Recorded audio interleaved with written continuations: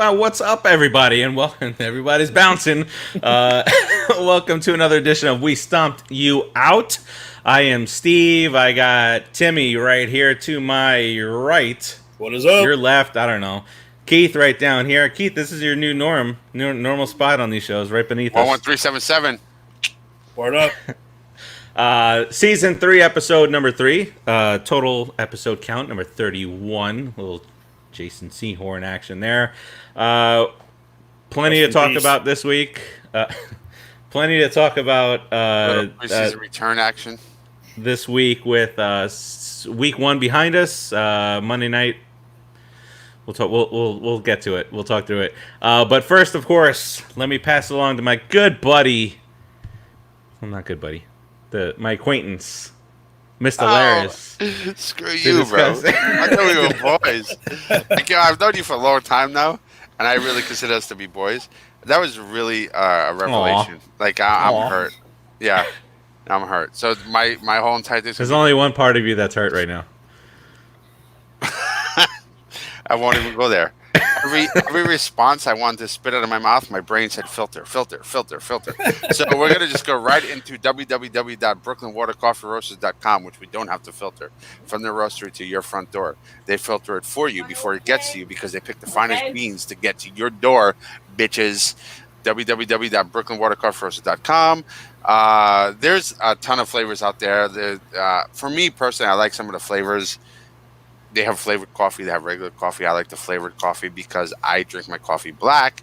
Some of those flavored coffees are a part of the 50% more caffeine line. In other words, every cup you drink, you get 150% caffeine instead of 100% caffeine. And part of that line is my favorite, Cinnabuzz. Cinnabuzz, it's a cinnamon roasted coffee. It's delicious. Gives you that kick in the ass that you need in the morning. And it has so many calories, right? Farachi, how many calories? I forget. Settle. Boom! Actually, it has no calories per Farachi. Don't blame me if it's wrong, but it's not. It's going to be like that episode of Seinfeld with the fat-free cupcakes. We like to call cupcakes. Yogurt. We like to call our Yogurt, friend Rodriguez jacked up cupcake. It's a vanilla cupcake flavored coffee, 150% caffeine line, and it's cupcakes and it's vanilla. So obviously, there's a lot of calories in it, right, Farachi? There's gotta be. But something's in there that says settle. Boom. Then you can also go over to the non-caffeinated, actually the non-extra caffeinated line does have caffeine in it. It's only 100%, which has some delicious flavors too, which is my favorite. I gotta be honest, I love the Morning Wood. Every time I drink a cup of Morning Wood, I think of Farachi's little sexy body. And Farachi, how many calories are in Morning Wood again? I forget. Absolutely zero. Right, you get all the ginseng, get all the wake up you need, and you get no calories involved. Then there's also the dark roast dark chocolate, which is hands down one of the most. You like that pause? Delicious Flavors. You like that pause, right? It was like a build up. Delicious flavors. Not for me. I'm not a chocolate person, but most people love that dark roast dark chocolate. And I did try it, even though I don't like chocolate. It's still one of my favorites, and it has a rich chocolatey flavor. Of course, chocolate has so many calories in it, right, Farachi? How many calories are in that coffee? Zero. You mean it's guilt-free? Guilt-free. Bitches. Then there's also the this is the R-rated version of the Brooklyn Water Coffee. Wow, this would be X-rated. Yeah, well, X-rated. X-rated. I may need to just shut my camera off. So here's the X-rated. That was the Morning Wood right there. Then there's also the medium roast coffee. So also I'm sitting here talking about all the flavored coffees, but there is non-flavored coffees, and really, I think if I'm not mistaken, Chris will confirm. And if you don't believe me, go on to Facebook and like BrooklynWaterCoffeeRoasters.com. I think medium roast is their favorite and most popular coffee. It's a non-flavored coffee. It's a medium roast coffee, which means, and people are mistaken, they think dark roast means that it's high in caffeine. It's really the opposite. The medium roast coffee has the best caffeine and the most flavor in it. Dark roast is more of a burnt flavor. The medium roast is more of a delicious flavor.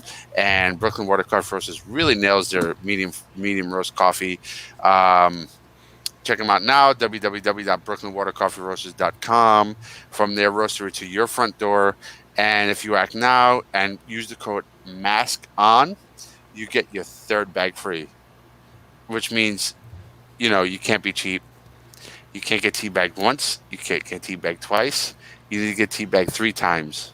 The third time's free. Mask on, www.brooklynwatercoffeeroasters.com, from the roaster to your front door. And to top it off, they're guaranteed to ship within 24 hours of their roast date. Now, for that sort of amazing advertisement I just gave them, they should send me a bag for free. Number one. And number two, let me just say something else real quick. If you have any other chemical issues, such as pain, anxiety, you're using some kind of focolocotocatin. Every week you've got anxiety. Yes.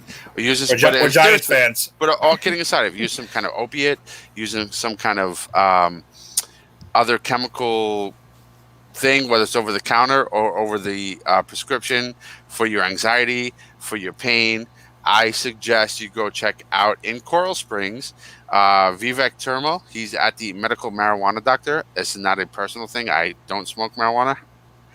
But check him out now, the medical marijuana doctor.com. He can't even say the word. That's how much he doesn't smoke.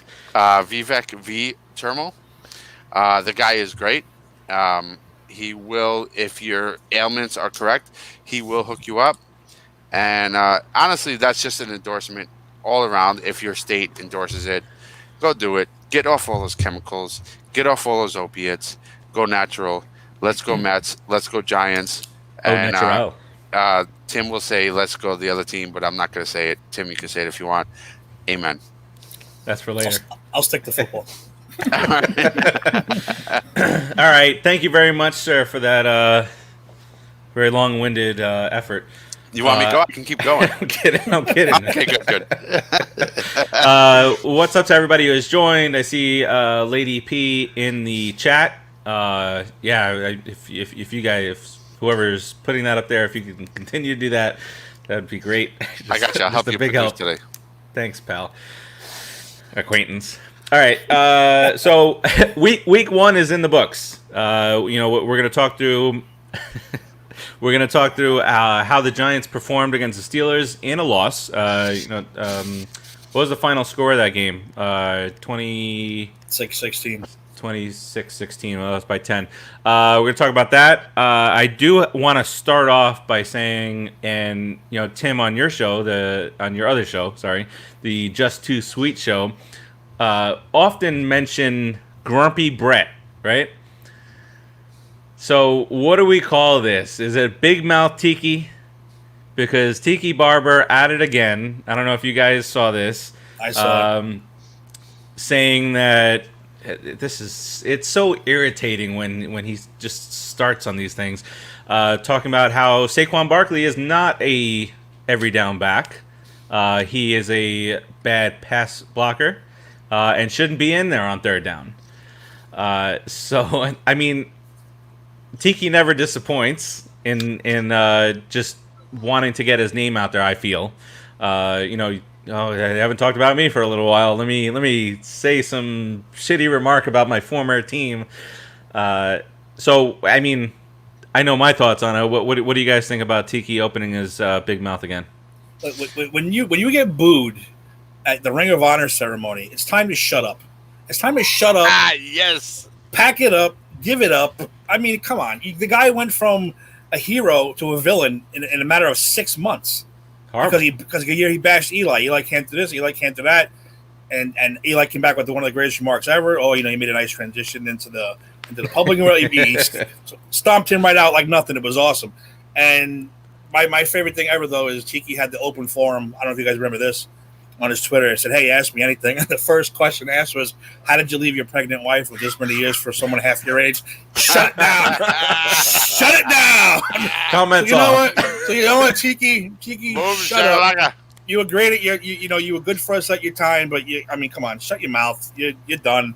We don't even care about you anymore. And Move on. he says it like there weren't questions about him early on in his career, fumbling every damn time, Well, and had to learn how to He had hold to hold the the ball football. up here. He had to hold the ball on his neck. Hold vertically. That was my segue, Faraci, and you're absolutely right.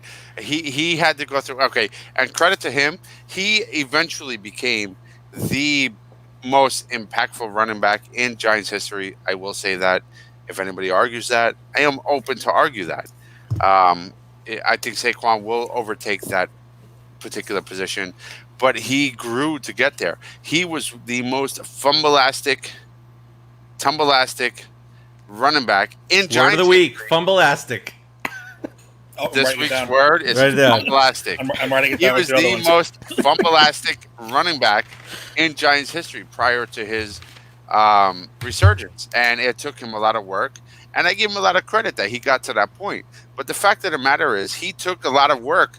He put in a lot of work to become that non-fumbleastic running back. And for him to turn around and take a person as such as Saquon Barkley, who has so much raw talent, more than him, and to this point is a mile ahead of where he was in his career versus Tiki, and criticize him is, I don't know how else to say this. You're being an asshole. And Tiki had some pretty good offensive lines, don't forget.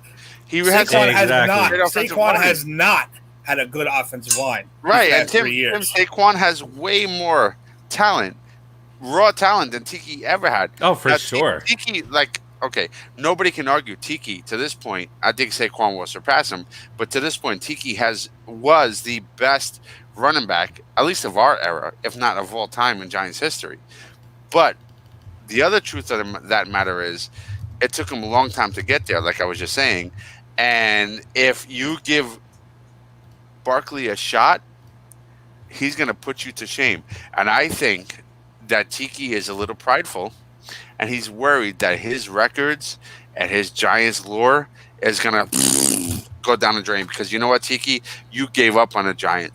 Things got a little rough. Things got a little tough.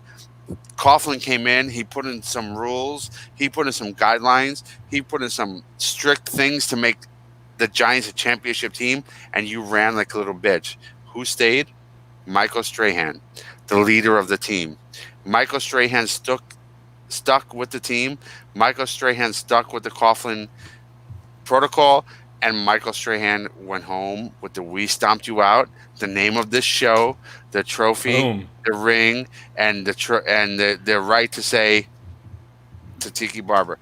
Tiki Barber has, to me, and I know I'm going on, but it pisses me off because Tiki Barber has really no right to say anything about the Giants' history. Tiki Barber has no right to comment at all on the Giants. And every time Tiki Barber does, whether it's on Sirius Radio or on NFL TV, it's always bitter towards the Giants. And I'll tell you why. Because he did not like the aura. He did not like the discipline that's needed to win. And when that discipline was laid down, he ran like a little bitch. And when he ran, we won. Before he left, I think his all-purpose yards were way over 2,000 yards. He was amazing, and then gone. And he thought he was going to have some kind of impact. The fact that he left, we were just going to suck, and we won without him. And to me, it's the biggest. The next year too. Not even like we didn't wait. Next year, he won right away. Next year. What was it? It was. I don't know the stats, but it was over 2,000 yards all-purpose that he had. I remember he also did the Tiki Barber farewell tour. Instead of playing the game in 2006, he made a big deal about his farewell tour. I'm leaving and this and that and blah, blah. You know what? You don't do that. You don't do that to your team. You make a big spectacle about it. Eli didn't announce his retirement to the last day. Not even the last day. A month later. Yeah. Yep. I mean, come on. He's selfish. Strahan did it right. Strahan stuck with the team. Strahan. But, also Strahan grew up in a military family. So when that discipline came in, I think Strahan knew something good is coming right here. And Tiki was, and he made the adjustment. Strahan wasn't thrilled at first, but he certainly made the adjustments necessary, and now he's like, oh, Coughlin's the greatest, But Tiki, it takes some time to adjust. But Tiki took the exit off the highway, and Strahan kept it moving. Can you tell us a very personal and emotional subject? It's irritating because you get this guy who. Well, when did he retire? 06? 97, 96. 96, really? No, 06. I know. The end of the 06 season. So I'm trying to diminish my age. 14 years. 14 years. Stop like it already. Like I said, what's he been doing? I didn't even know he was still on the air doing something. Yeah, I have no idea what he's doing. He wants to be, and it's because they lost yesterday. If they won Monday, nothing. You would have heard nothing but that from takes him. me back to my point, Tim. Every time the Giants do something good, he's quiet. Every time the Giants do something bad, he jumps all over it. The minute he removed himself from the team, all he did was kill Eli. He killed him. Yep. Eli's not this, Eli's not that. And guess what? Same year, Tiki, MVP of the Super Bowl. MVP of the Super Bowl. Not many players can say that. It's one person per year. And Eli did it twice. And the first year he did it was when you left, little bitch. No, seriously. I take it personal because if he would have just said, I'm retiring, I want to preserve my body and my health, and just step back and left it alone, I'd be okay. I would have no ill will against him. But the minute he retired, the first thing he did was destroy Eli and talk crap about Coughlin. And the first thing we did was win a championship. So it's like, peace, bitch. He left his wife of 9 months pregnant. That's all I'm going to say. That's all I'm going to say. Matter of fact, if I was announcing him at a Giants event, that's what I would say. And remember, number 21 left his wife when she was 9 months pregnant. Tiki Barber. The team that won a championship the next year. Terrible. He made it like he was so important to the team, and without him, right. And then what happened when he left? It's just wow. I'm gonna kill it right now because I think every Giant fan feels the same, and you all understand how I feel if you're a true Giants fan. It pisses me off. I love Tiki when he was on the Giants and he was doing what he had to do, and how he started running that ball and learned how to not fumble. It was amazing. And then suddenly he talked mad crap, and guess what happened? So you know what that told me, to wrap this all up, is he was the poison in the locker room. He was a negative element on the team. And when you left, no matter what, in football, no matter what your talent is, if you're a negative Nelly, you're worthless. You can't run enough yards to overcome your negativity. You just can't. And Tom Cleveland's one who taught him how to hold a ball. Right, but exactly. you know what? Tom Cleveland he'd have a few thousand lists. To a meeting and he bitched about it and left the team. We have 10 more fumbles. You don't got a ring right here. There's no ring on your fucking finger, Tiki. Do you remember how frustrating that was with all those fumbles? I remember it's all coming back to me now. He cleaned that up the last 2 years, and he was amazing. Because of Coughlin. Then we won a Super Bowl after he left, and he had a chance to do this: put a ring here. But there's none. Put a ring on it. He had to carry the ball like a boombox to hold on to it. If the Giants they would have put a ring on it, but the Giants are like, I got it. He's like all those single ladies out there. He's not a single lady. The Giants picked up a new single lady, and that was Tom Brady. No, he's a single lady. That's why. Anyway, I can fucking rant the next freaking. All right, rant. let's move it along. I hate Tiki Barber. I love him. What he did with us. I loved him as a fan, but the end game negated all that, and it pisses me off so bad. Ruined it all. All right, let's talk about week one. So Steelers, Giants. It's just a top three defense in the NFL, and it showed. With Pittsburgh. So I'm just gonna say a couple of things, and I know Tim, you want to jump in on this. But so. And we spoke real briefly yesterday. There was some more reason to be optimistic even after this loss, as there has been in the past 5 years after losses, because it felt like it felt like we were in the game the entire time, and I also felt that in previous years past, that game would have wound up being a 21-24 point blowout. That would have just gotten away from us. And one of the big reasons is one of the major positives was 4 penalties the entire game for a total of 25 yards. That would happen in the first 5 minutes in the last few years. That's Eric Flowers. That's Eric Flowers. That's alone. Eric Flowers alone. They showed him I was watching they showed him on the Dolphins sideline. I was like, oh, jeez. But that was one of my big positive takeaways from the game. It wasn't whistle after whistle, getting so frustrated over that. There were other things to be frustrated about, but it wasn't that. I agree with that. And yeah, they look. Look, I picked the Steelers to win this game. Sorry, Giants fans who didn't watch our show last week. I did pick the Steelers to win, but I picked the Giants not to lose in a Giants way that they've been losing the last few years, and they kind of did. And I'll explain what I mean. Daniel Jones had one of the worst interceptions in the history of mankind. He never should have even attempted to throw that ball. We all get that.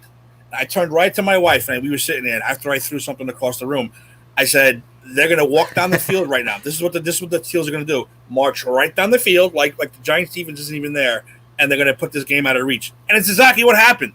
That's what I didn't want. It's a Giants. I don't care they lost. I picked them to lose this game because of the Steelers defense, but don't lose like the Giants have been losing the last 3 or 4 years. Please, because I can't take that anymore. My poor daughter's screaming because I'm yelling and I'm throwing stuff. I don't want to do that no more. Please. I don't mind if you lose, but stop losing the way you keep losing. We are the worst team in the league in the last 4 years. It's maddening. I can't do it. So, yeah, that's my first take. Let's whatever. Yeah. I think we're on the same page with the frustrations. So all right. So obviously there were a couple of more pain points here. One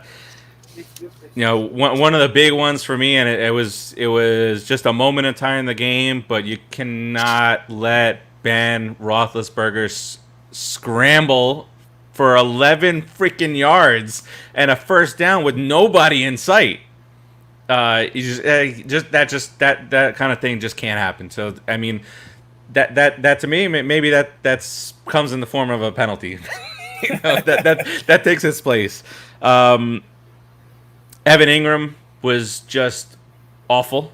He was just getting run over trying to block. I don't know if you guys have any thoughts on that. Keith? That was it. that was my. I got a lot of thoughts. I was letting Farachi finish, but I was. That was for our hearing impaired fans. Yeah, I was doing a little. I was doing a little visual situation of Evan Ingram.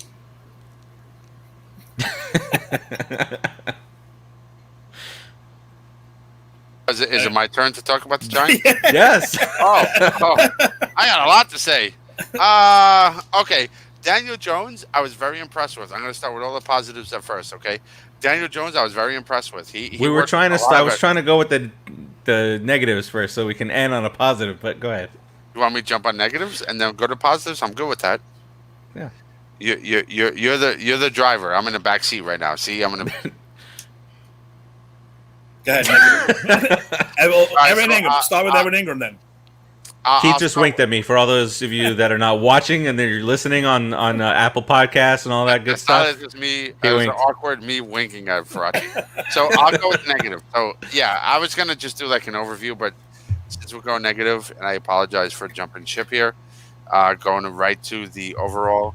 My negative, first of all, my biggest negative is our running game. I think our offensive line did a terrible job protecting our runners. Between all of the people who ran, we did a total of 20 yards or 30 yards, something to that effect, 29. Doesn't even matter, a yard or two here or there. Yeah. It's just disgusting. Saquon Barkley, I can tell you for a fact, ran 6 yards. You got a guy like Saquon Barkley who could probably carry 7 running backs and 2 offensive linemen on those quads. and he runs 6 yards. It's disgusting. It's even more disgusting when the quarterback of the team literally runs more than 3 times the amount of yards than your star running back runs. Daniel Jones ran 22 yards. Saquon Barkley ran for 6 yards. Um, and yes, I saw some really bad schemes. And yes, I also have to give a lot of credit to the Steelers defense because Steelers defense is really good. But also, I got to take some credit away from the Giants offensive line. They did protect Daniel Jones pretty well. They did a shit job on the running schemes. And unfortunately, we ended up in a position where Daniel Jones ran for 6 yards. Evan Ingram. Saquon Barkley. Excuse me. I said Daniel Jones. 22 yards for Daniel Jones. Listen, Daniel Jones 22 yards is amazing. Saquon Barkley only did 6. Can I give a little bit of credit to the O-line without you yelling at me or giving me a dirty look? Well, it's positive, right? We're going positive next. So let me just continue my negative. Evan Ingram, 2 receptions for 9 yards. And dropped quite a few more. How many guys did he let get past him? How many passes? Do you guys know? I counted 4. I could be wrong. I know, but anyway. I know 2 big ones. I don't remember. Yeah. After that, I don't remember. 2 receptions for 9 yards. This is sad. This is terrible. We need a tight end game.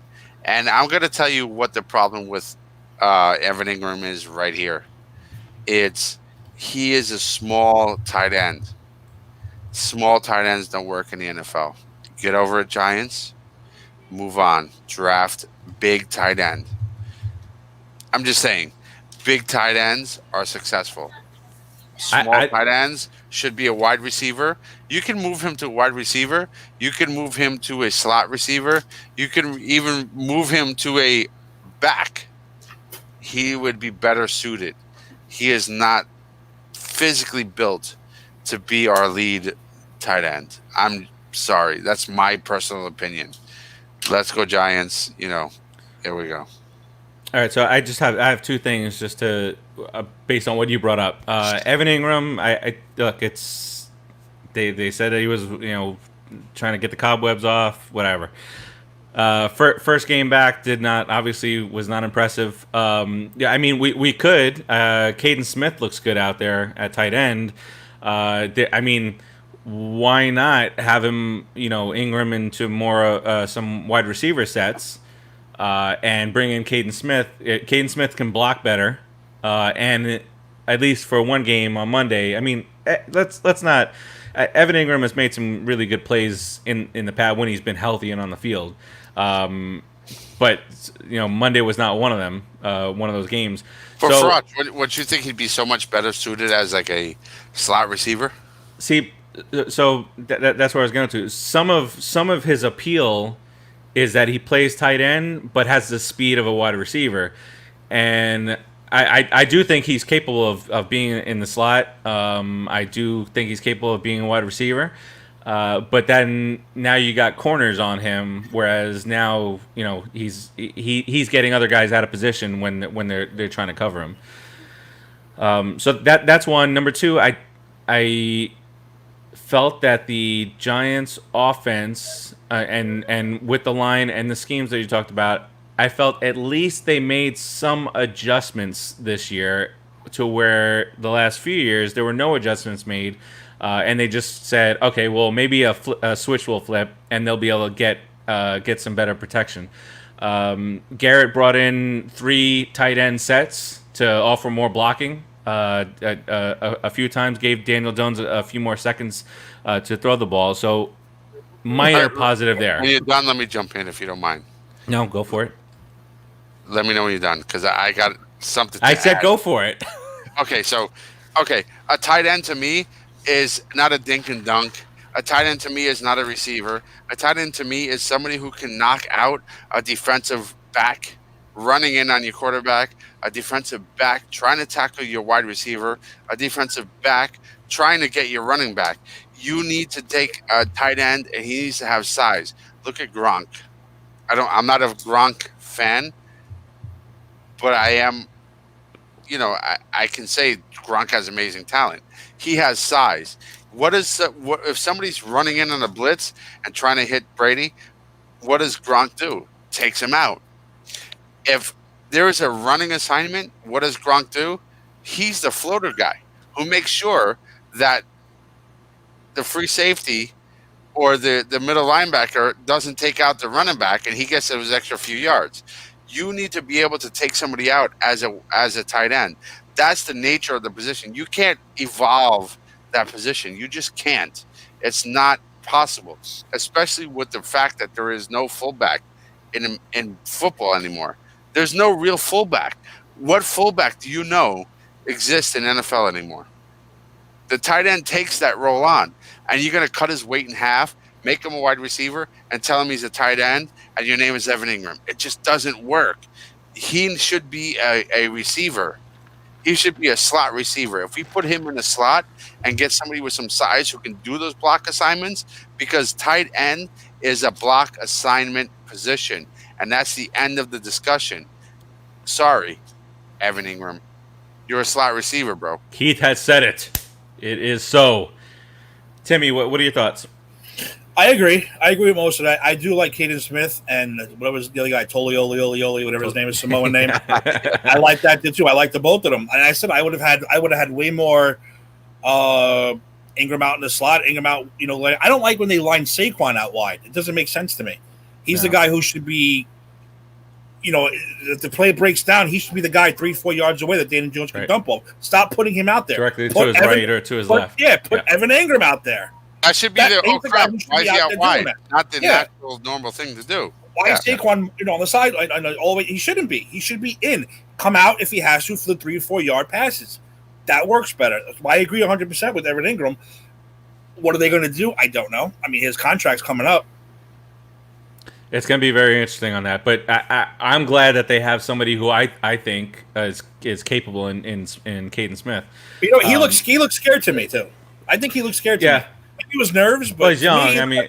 He's still a kid. It was 23, 22, 23 years old. And that one where he didn't drop the touchdown. They said Daniel Jones threw it wide, which he did, but he didn't even attempt to get the ball. I mean, this is in the end. You're standing in the end zone by yourself. Wait, you're talking about Ingram? Yeah, Ingram I'm talking about. Okay. Ingram, yeah, when that one play, Daniel Jones threw kind of behind him. He didn't even attempt to move. He didn't even attempt to get that ball. He was like, "Oh, ball, there's the ball." It's like, dude, dive. Something. Make it look interesting.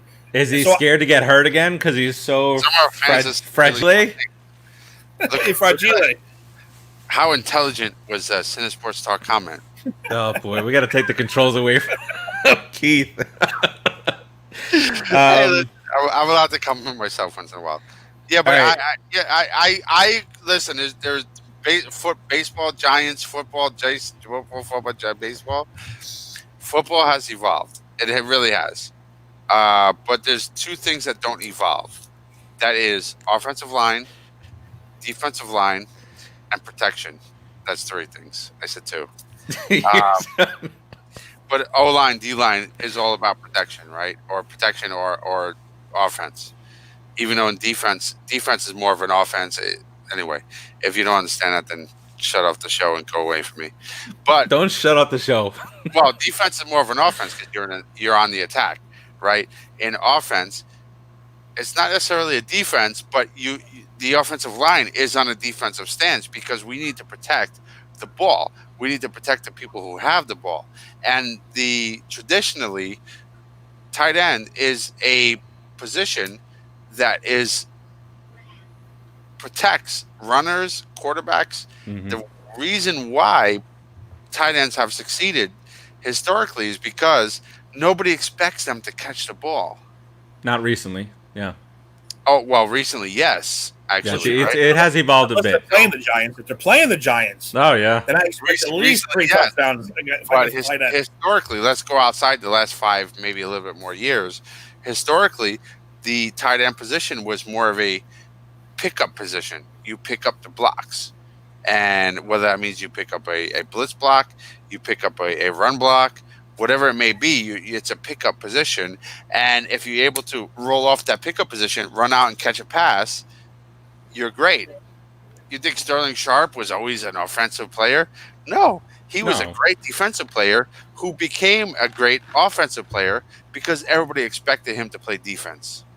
And what I mean by defense on the offense is picking up the blocks. You know, it's weird, and if you don't know football, you may say I'm crazy, but truth of the matter is, I'll say it anyway. You can say it all you want. The best player on offense, it plays defense. You pick up the blocks and you protect your people. And if you don't have that assignment, you break free and you catch a pass. That Mark Bavaro, he was great for that. All right, so yeah, I'm pissed off. Don't mind me. Don't be pissed off. One thing that I heard this week that Jason Garrett is preaching, and I didn't think Jason Garrett was this intelligent until he came to the Giants. But you know, he said the goal is for every possession to end in a kick, whether it be an extra point, a field goal, or a punt. And I was like, oh yeah, that makes a whole lot of sense when you simplify it there. And that's, you know, that was able to help us out. We were one turnover away and we got the fumble and just couldn't get the damn ball. And I mean that's a game changer right there. That play. Couple more positives. I got Blake Martinez, who we spoke about on Monday. He was all over the place. He's a tackling machine. And you know, when you think about the Giants over the last few years, missed tackle, and this guy just doesn't. He wraps him up. He just drags him down. Dexter Lawrence and Leonard Williams, the combination combined for 7 tackles, 2 sacks, 3 tackles for loss, 3 quarterback hits. Well done on that end too. I mean in this week, you know, if the Giants had played like that against a lesser team, we'd clearly be more pissed off right now. But this is an elite defense that they played, and you know, for the great throws from Daniel Jones to Slayton, the 2 touchdowns, phenomenal passes. There were a couple more passes where he just threaded the needle, zipped it in there. But you got to give a lot of credit to the defense out there, right? Yeah, no, I agree with everything you said. I like the way, again, he made one of the worst interceptions I've ever seen. The first interception was not his fault. That was just T.J. Watt being T.J. Watt and playing pop-up, you know, what's it called, Jack in the Box, and popping up and taking that ball. That second one, like I said, I threw things. Because he should have either taken the sack, throw the ball out of bounds, or just run. And throw whatever you to his left. Whatever you get. Yeah, even if he was left-handed, he wasn't throwing to nobody because the entire Steelers defense was there. So it doesn't matter. That was his one major mistake. Other than that, I thought he looked calm. I thought he looked poised. I thought he looked for the right receiver. He didn't panic. He didn't, you know, make stupid passes, really. He just, you know, like, oh, check down. I'm throwing the throw to this guy. I loved it. And that 19-play drive was one of the best I've seen in at least 5 years. Amazing. At least 5 years. Of course, they didn't score on it, but still, it was fantastic. I was even like, oh, my God, how long is this going to go on? Because we could have scored on that play. You never know what the hell happened. Because we sucked the entire time off the clock. Well, there's two, right? Or three major things. The when we took over the ball at the 2-yard line and settled for a field goal, that 19-play drive that you talked about, and then the fumble. I mean, that's why I'm not upset, really, because we were in this game against a stellar defensive team. Like this defense almost made Mason Rudolph a playoff quarterback last year. That's how freaking good they are. And if Mason Rudolph's a playoff quarterback, then anyone's a playoff quarterback. Well, like I said, I'm not mad. They lost. I was more mad about that one drive. I said they're going to go down the entire field now. Watch, this is just what they do, and they did. You know, sue me. I'm sorry. I'm very bad when it comes to the Giants like that. I get very upset stuff like that. But when we go through positives, I thought Will Hernandez needs to step it up. Yeah, I don't think he had. Well, I'll save that for the negative then. But who was my favorite lineman? The rookie. I thought he did a very, very good job against this defense. He played the entire game, every snap, and I thought he did very well. No one was stopping Bud Dupree. Now everyone knows Bud Dupree's name now, by the way. Everybody knows that guy's name because of this freaking game. But yeah, I thought he did a fantastic job. The rest of them, you know, mix and matching, and it's like, you know, a patchwork offensive line. They were pretty good on passing. Rushing, no, they were nowhere to be found. I don't know how you can. I guess they can't push off the. They can back up and protect, but they can't push off the line, and that's going to have to change because now we're playing the Bears, who I think they have a pretty good defense. Yep. I mean, you got Khalil Mack now going to be running all over the place, So, as far as good, that's my good. Slayton too. I thought Slayton played very well. In terms of sacks, we had the same amount of sacks as they did. 2. I think we both had 2 per team. The problem it boils down to the run, to the run game. They were able to do it and we couldn't. But they would just always in his face. Well, the running, forget it. I couldn't believe how bad that was. That's like how many times did he get stuck in the backfield 3 yards back? A lot. I couldn't believe it. It looked like high school kids versus elementary school kids. That's how bad that was. And if you're gonna blame the running game to be an issue, which I already did earlier, that weighs a lot on the offensive line. Facts are facts. Yep, I would have stuck with the pass. Facts. I would have stuck with the pass the whole second half. Just forget it. I mean, they did, and Daniel Jones. You take a weapon like running game away from a second-year quarterback, and say, "Hey, it's all on you now, kid. Yeah, it's all on you now." And he still steps up and throws 279 yards with a 63.5% completion percentage. And again, one interception, not his fault. That was just T.J. Watt making the play. Yeah, he had 2 interceptions, two touchdowns, and I agree. One of those interceptions was not really his fault. The other one is even still questionable. But truth of the matter is, you take a rookie quarterback, and he's not a rookie, he's second year, right? But you take away completely his running game. I mean, the whole entire Giants running defense was 29 yards. Offense was 29 yards. He still stood in the pocket for 279 yards passing with 2 touchdowns. That's pretty impressive. You know what that tells me? He's got a lot of balls, and that's what you need to be a quarterback in poise. NFL. Yeah, he was very poised. I was very surprised. Balls, whatever. But Slayton, right, like you said, 102 yards receiving. Slayton's a beast. But and on the other side, the second biggest receptions came from, again, Saquon Barkley, 60 yards.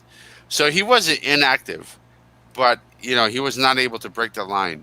And typically that's his biggest thing, right? With his quads and all that other stuff. He was not able to break that line because the defense had a scheme that really overwhelmed our pretty much rookie offensive line, especially with a rookie blindside person sitting in there. Smothered us. They killed us. They really killed us, and it was a damn shame. All right, so let's talk a little bit about adjustments that you guys think need to be made against another good defense with the Bears. Less of a quarterback, although Trubisky played pretty well last week in that fourth quarter. But I guess, based on the discussion that we've already had, the key to week 2 would be get our running game going, right?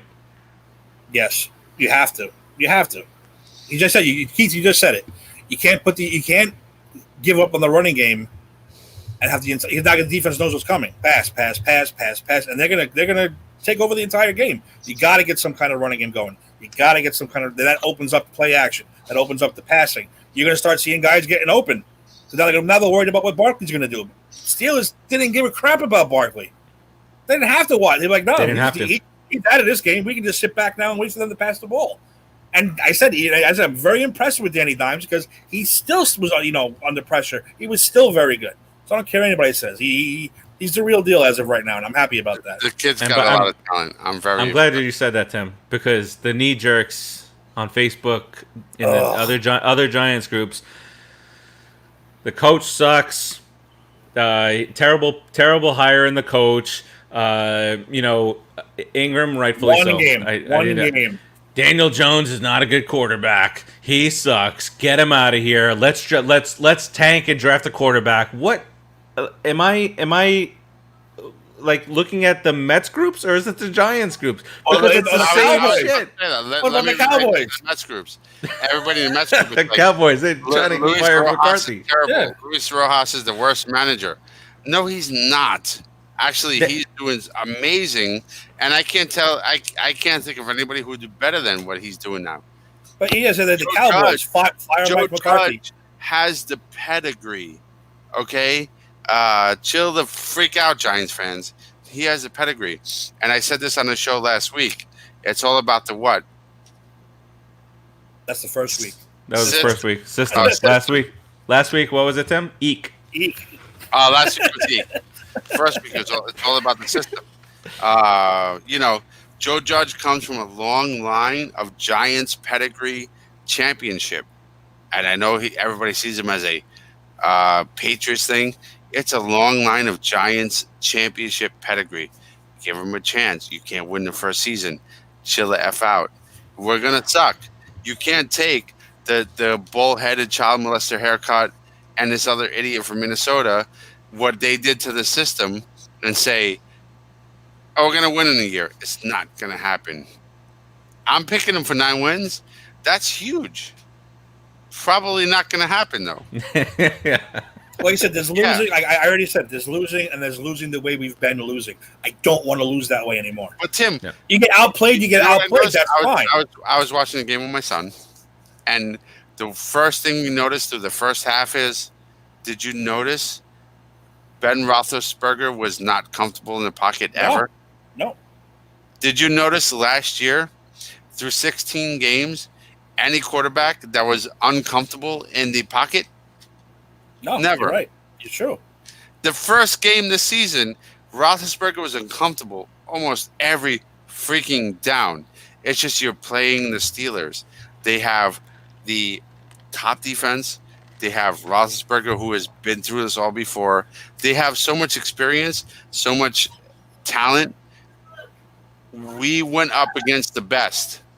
We went up against, honestly, probably top 3 to 5 Super Bowl favorites for this year and held our own. That's a thing to say because we are not a Super Bowl favorite unless you're a Giants fan, you're delusional like me. We're not a Super Bowl favorite.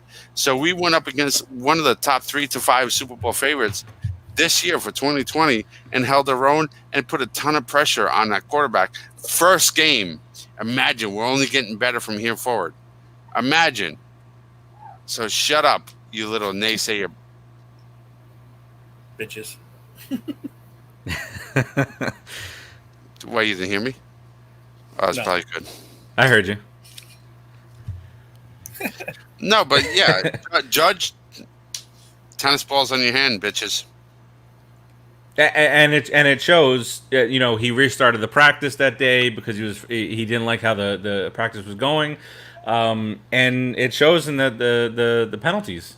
They didn't make no stupid penalties and whatnot. Let's get into week 2, but before we do that, let's talk about who is sponsoring this segment. This segment of week 2 is brought to you by Sterling's Paradise, serving the most authentic Haitian food in South Florida. Located 360 South State Road 7 up in Margate, down here in South Florida. Griot, fried turkey, many different options. They serve breakfast, lunch, and dinner. What is Keith doing? I don't know. I'm jumping in right here. That location is not really far from several neighborhoods in Florida. State Road 7 runs right through the heart of Florida. If they live here, they know that, Keith. Thanks. Well, I'm reminding you. Kidding. My point is, get your ass off the couch and get to Sterling's Paradise. All right, lunch specials. Monday and Thursday, I have a lunch special for tasso turkey and griot. Not and griot. Tasso turkey or griot for $9. Breakfast, lunch, and dinner. Was And there I can't. With this one, I can't. Or just and grill? Huh? Was that and grill or A&D and grill? I don't know the difference between the two things that he just said. It was annoying you. It's working. I can't say. I can't do this with how many calories in there. It's not zero, but it's all good calories. I promise you. Delightfully tasty calories. Facts. You know what? We need a sponsor that I can partake in. Yes. Yeah. I don't drink coffee. I can't drive down to Sterling's Paradise. I'm too far away. We got to start getting something up here going. Hey, I wonder if Sterling's Paradise can freeze and deliver. That'd be nice. Kind of like an entourage when they had the pizza and hot dogs delivered out. I will eat it on the air. I will do it live on the show. I will eat it. We'll do it live. That's it. Do it live. All right. We get this Tim's sperm freezing paradise from Queens. Week 2. We're going to the Bears. Let's get this back on track here. We're gonna go with the Giants. Yeah. All right. No. Okay. Keys to this. For me, it's to continue on the track with the penalties. Daniel Jones taking another baby step forward. No fumbles. Just make sure you hold on to that ball. See, we asked him not to hold on the ball too long last year. This year, he just flings it up there. Just Hail Mary for anybody to catch on to. Thanks, Michael Smith. Up your games. Talk Giants. You have no viewers. Well, you're watching, ain't ya? Got to be a Mets fan coming over here and talking Giants. Yeah, seriously. Hold on. Let me tell you something, Michael. We've been talking Giants for the last, how long have we been on the air? 51 minutes? Probably 49 of those 51 minutes we've been talking about Giants. So that means you haven't been listening for 49 of the 51 minutes. And that's your fault. You should listen in more and get educated. I love you, bro. I love you, bro. That's what I love you at the end. All right, let's get back to for week 2. Danny Dimes, hold on to the ball when you don't see anything available. When you see 18 different jerseys that don't look like yours, hold on to it, throw it away. Better to take the sack. And of course, got to get Saquon going. Slayton, like we said, did a phenomenal job. I felt on Monday night, and he just got to keep it up. But Shepard's got to get himself involved a little bit more also, and we'll see what's going on with our injury-plagued third wide receiver. Thanks for your help, Mike. Timmy, keys to the game for Sunday. It's a Sunday 1:00 game, and we'll get to our picks in just a moment. Honestly, it's going to have to be the defense. We all know Mitch Trubisky is Mitch Trubisky, and we have to make him look like Mitch Trubisky. We have to make sure he plays like Mitch Trubisky plays. We can't let him play like last year. We made every quarterback look like they were Joe Montana. We can't allow that. We have to make Trubisky look like Trubisky. And Al Robinson, doesn't want to play with the Bears anymore, so he's probably not going to be part of this game, which is huge for us. So again, offense this week. I'm all about the offenses. I am actually said I was so happy with the defense last week, for the most part, and I said they're only going to get better. Lorenzo Carter was fantastic. I'll have to give Leonard Williams his props, even though I'm not a fan. And Dexter Lawrence, I thought they were all great. You got to get pressure on Trubisky. You got to turn that ball over. And, man, you got to get Saquon going. You got to get them going. You got to give them a hole. One little hole. One little hole, and the guy can make magic happen. Yeah. But the Steelers are like, nope, no hole. 0 holes. That's no holes. Zero. Settle holes to be found. Exactly. What's up with nowadays? It was with Robinson and Giannis from the Bucks. Like they know the things that they need to do to get attention, and one of the things is to unfollow people on social media. Like Giannis from the Bucks, they lost the series to the Heat, and then he unfollowed all the Bucks social media. Trubisky, Robinson did the same thing. He removed all the Bears hashtags and whatnot from social media. Like all you're doing is just attention seeking at that point, right, guys? I mean, seriously, these guys, some of the guys from back in the day, they wouldn't even done it if there's social media back then. All right, so Keith, what you got for keys to the game for Sunday? I think it's gonna be an interesting game. So their offense is not so great. The defense is. We're gonna see what our defense has. I think our defense did a good job against the Steelers, against a really good offense. Let's see what they do against a subpar offense. It can boost their confidence. It can make us, look better go forward, or it can expose us.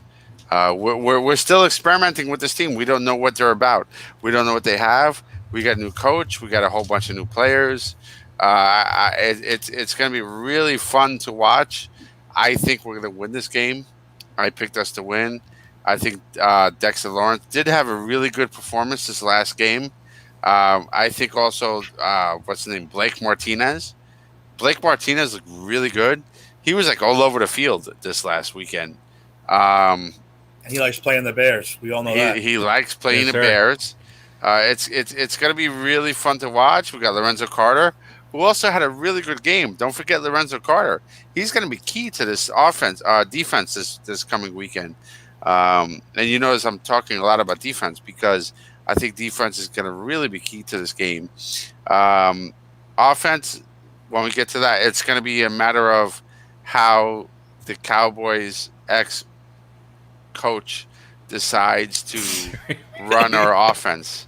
I like watching this guy on the sidelines. I think he's more suited as a offensive coach. For sure. Let's see what he does, because to me, honestly, it's how he runs his offense. We need to switch some things up. We need to make sure we start using Ingram outside of that tight end slot. And it's going to take somebody with some balls to say, hey, you're not so much a tight end anymore, bro. Now you're a slot receiver, and start slotting the other guy into the tight end slot. We need to adjust, and growth is uncomfortable, and getting better is very uncomfortable, but it's what we need to do. In Ingram, you need to start becoming a slot receiver and start getting away from your tight end delusional nonsense. I also want to say, hey, real quick, Kyrie Moses said, time for Saquon to take pride in blocking and stop shying away from it. I don't know. I haven't really watched. I think Saquon always took ownership of his blocking. Maybe I'm wrong. Maybe Curry, maybe you're saying something that I missed. I mean, I think Saquon took ownership of his blocking. I don't know about you guys. But, I see him as the guy who shouldn't be having to block. That's just me. But he's a big dude, and he should be picking up blitzes. Yeah, it's not so much as, like you said, it's not so much as the physical part of the block. And Carrie, I agree with you on that. And thanks for watching. It's picking up that guy blitzing. It's finding out who's coming in from where. That's what he needs to work on. I think the actual blocking part. Most running backs just chop your legs out anyway, and that's fine. But he got to see who's coming from where. That's where he needs to work on quite a bit. So you're saying the running back should be also slash. Yeah, he needs to see. Yeah, he needs to see where that blitz is coming from. They need to be the backfield offensive quarterback, aside from Daniel Jones. Right, and that's what he needs to work on. Let's get to our picks for week 2. But before we do that, let's talk about how we did week 1. And we'll only talk about the guys on this show. And Rodriguez, who is unable to join us today. Shout out to Senor Rodriguez. Timmy T, the leader of the pack. Week 1 goes 13-3 in spite of the fact that he chose the Titans. The Jinx Buster. So Timmy goes 13-3. I went 11-5. Keith 10-6, and Rodriguez 9-7. So that's how it looks after the first week. Let's get to our week 2 picks. We'll start off with the Thursday night game, which is the Bengals at the Browns, and the Browns are a 6-point favorite against the Bengals, who did not look all that bad last week. Yeah, and Carrie, if you rewind to the very beginning of the show, once the show is over, we talked a hefty amount about Tiki very early on in the show. So, and it's just about that kind of stuff that you just mentioned there. If you like Tiki, don't watch it. If you like if you're a huge Tiki fan, don't do it. Fast forward. We pulled a Bret Hart on Tiki today, Right.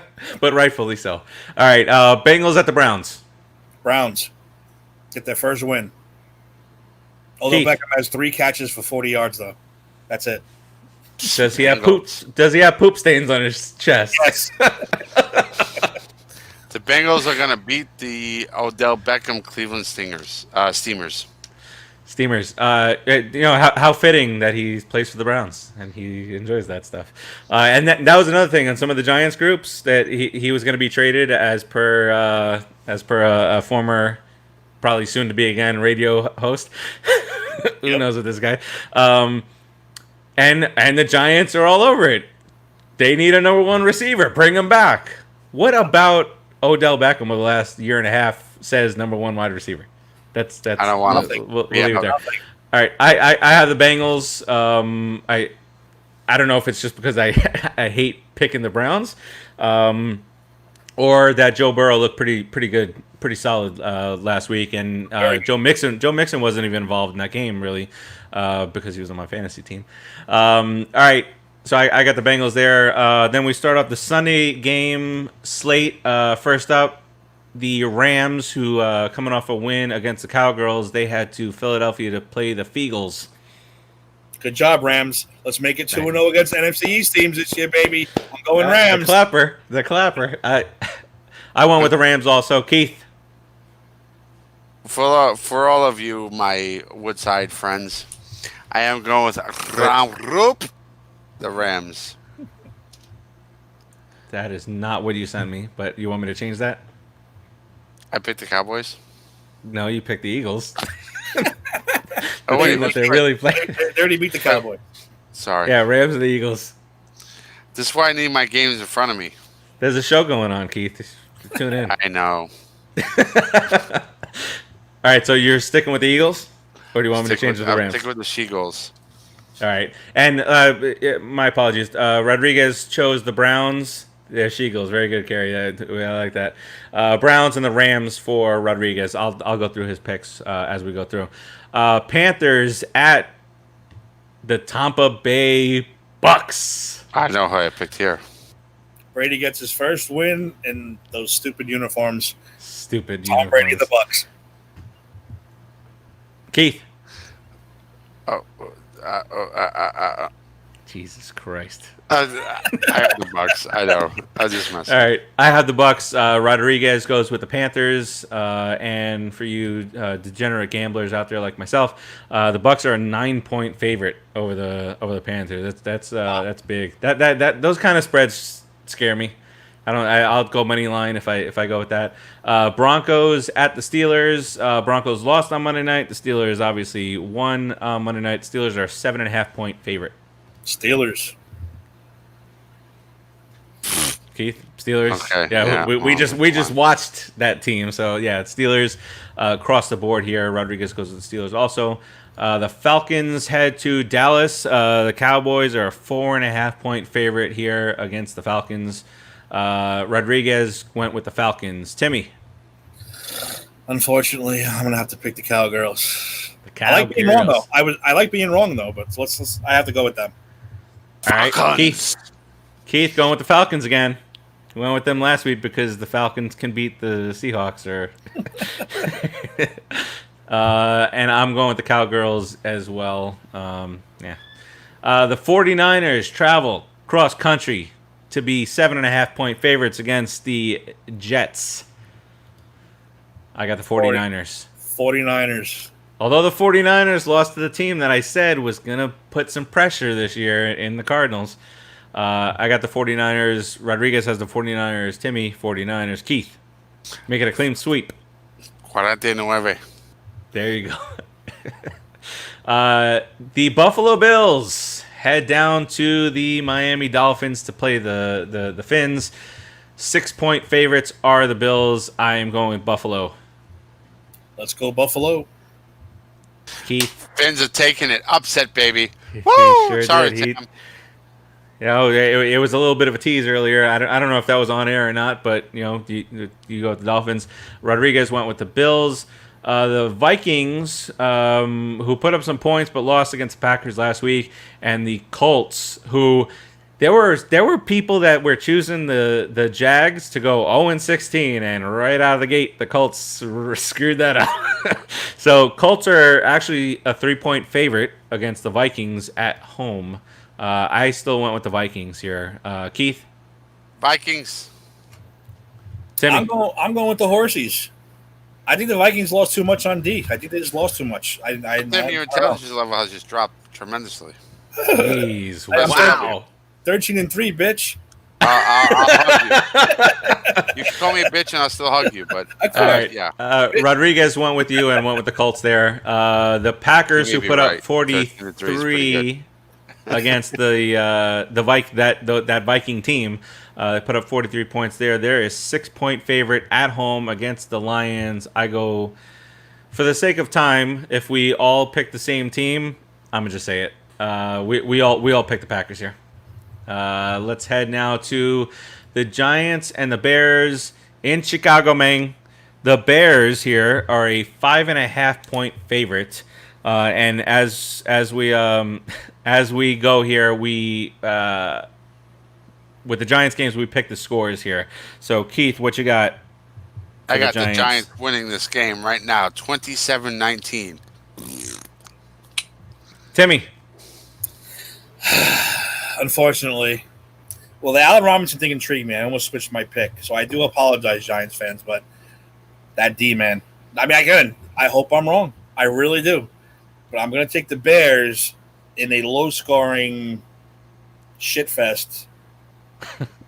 I'll even say like 21-16. I'll throw that out there. That just basically takes you 13-3 and negates it to a. I'm gonna go with the New York Football Giants, Big Blue, and I'm going with a squeaker, going 21-20, Giants. Nice. That's why you're so handsome, Faraci. Aww. All right. I hope I'm wrong. We won't get a score. I would call Tim handsome, but he threw his handsomeness away in that score position. Rodriguez, we won't get a score from Rodriguez today, but maybe we can get one later. We'll post it. But he would not did be go with the handsome Giants. no matter what the score was anyway, so it don't matter. The Jags, we're supposed to be 0-16. They're 1-0. First place. They head to Tennessee to play the Titans. The Titans are an 8.5-point favorite here. We all chose the Titans. I think it's pretty easy to see why. I think the Jags are going to be jagging off and not coming into the Titans, and the Titans will prevail. Now we got to click that explicit button. Yes, we got to. Yeah. What I say? Washington, the Washington football team, heads to the Cardinals to play. Heads to Arizona to play the Cardinals. The Cardinals are a 6.5-point favorite here. We all went with the Cardinals here. I think the Cardinals offense was held back some against the 49ers, and Kyler Murray still had a very good game. And now they're going to be facing a subpar defense against Washington, and they just, as I say that, man, they look good though. Yeah, but it's Wentz. Sacks. I know. It's Wentz again. Kyler Murray has that escapability. I don't know if I made up that word or not. Voldemort. The Voldemort. I call them the Voldemorts. The team who must not be named. Team no name. All right, so yeah, we all chose the Cardinals here. The Ravens at the Texans. Ravens are a 7-point favorite. We all chose the Ravens there. How are the Texans even a favorite? I mean, whatever. Keep it moving. No. The Ravens are a 7-point favorite. Right, I'm sorry. How are the Texans you're welcome. even a favorite? You're welcome. How are the Texans even a favorite in this game? What are you talking about? They're not. He knows. He's just being an asshole. What? You got about 20,000 people calling you an asshole. The Texans are a 12-point favorite. You just said it. Shut up, McMahon. Shut up. The videotape. The videotape of the dead guy. The Chiefs head to Los Angeles. 9-point favorite. Beautiful stadium, by the way. in Los Angeles, state of the art. I like the see-through roof, but they're playing the Chiefs with who just like it's unfair. It's like it's like Madden, you know. They said that see-through glass bakes you like a potato, though. Oh, really? It's like a microwave. Well, it just sit under that seat that just bakes you. I was like, oh, that's good. At least they don't have to deal with the fires and stuff. They had to cancel a baseball game last night, all the way up in Seattle. Isn't it? It's coming all the way to New York City. The smoke from the West Coast. Great. Yeah. One more thing we need in 2020. We don't need no more. We don't need no more. Enough. The Chiefs are kind of like the '99 Rams. What was that like crazy offensive? The greatest show on turf. 01? Was it 01, right? Yeah. Yeah. The Chiefs are kind of like that right now. It's like there's just no beating them. I mean, for the first time in a long time, it's a road game, but the Patriots are underdogs. First time in a long time that I could remember. So my memory's not that good. Patriots head to Seattle. Seattle are 4-point favorites against the Patriots. I got the Seahawks here. Seahawks. Jimmy. So that means that our buddy Rodriguez went with the Patriots. That is the Sunday night game. Good Sunday night game. Can't complain about that. And then after week 1, we get one Monday Night Football game a week. This week we get the unveiling of the Las Vegas Raiders and their stadium. The Saints head in there. It's a good first game to have there in Las Vegas. But the Saints are 6-point favorites. I got the Saints. Timmy? I got the Raiders to lose in their brand new stadium. Saints win. Keith? Let's go Saints. You got the Saints. And Rodriguez, obviously the reason why I didn't say we all picked the same team was Rodriguez went with the Raiders. I can't wait to see the stadium. I can't wait to see that. But the Saints are gonna win that game. I'm glad football's in Vegas, to be honest. Well, and that's a good point. Maybe we could talk about that next week. Where just a couple of years ago, football's never gonna be in Las Vegas. You kidding me? That's a gambling town. What are you talking? Now there's a DraftKings agreement. If any team's gonna Giants, do it, the Raiders are the team to break that barrier. Yeah, the Giants now got exclusive rights, and I got to read up on that. We'll talk about it next week with DraftKings. DraftKings going to be all over the stadium. They're going to be all over the locker room. They're going to have exclusive rights on Giants.com. And during the Giants game locally there, it's going to be DraftKings constantly. So, I mean, it's good to see because it's happening anyway. Why have it illegal? It's profitable. It helps build up the economy. You win money. You're going out and spend it, right? But we can talk about a little bit more about that next week. Let's wrap it up here, fellas. Put a big old blue and white ribbon on this bad boy. Why don't we? Keith, any closing remarks? I just think that we are gonna be a very competitive team all year. Whatever our record is, I picked 9 wins for the season. Whatever it really truly becomes, I just say to all you Giant fans out there, stick to this team. It's gonna be competitive. And it's only getting better from here. Stop being negative. If you are negative, we got a great coaching staff. We got a great core of young talent.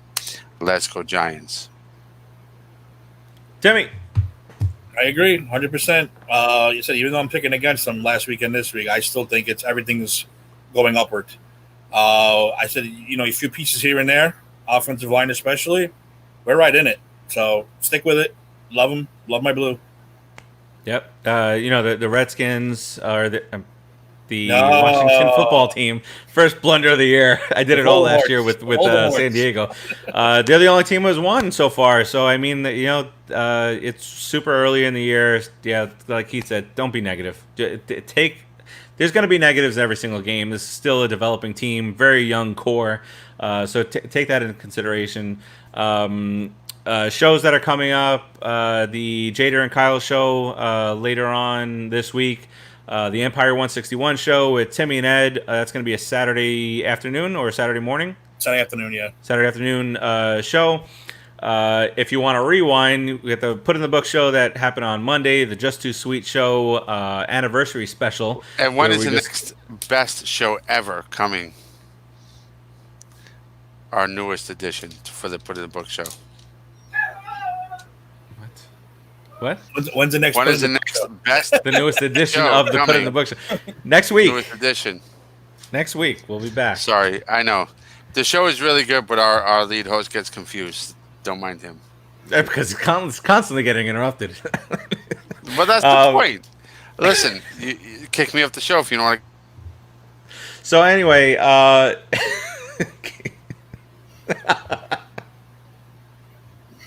can you not unmute yourself?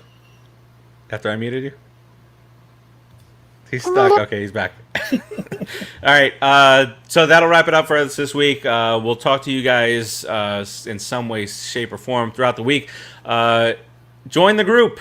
We Stomped You Out Facebook group. We got 40 new members this week, and we want to continue to add to that. G-Man, so do that. baby. And then we'll talk on Sunday, and then we'll be back next week to talk about the Giants' victory, and we'll talk about what is going to happen week 3. Oh, jeez. As we play the 49ers. Until then, we'll talk to you next week. We stomped you out, baby. Later.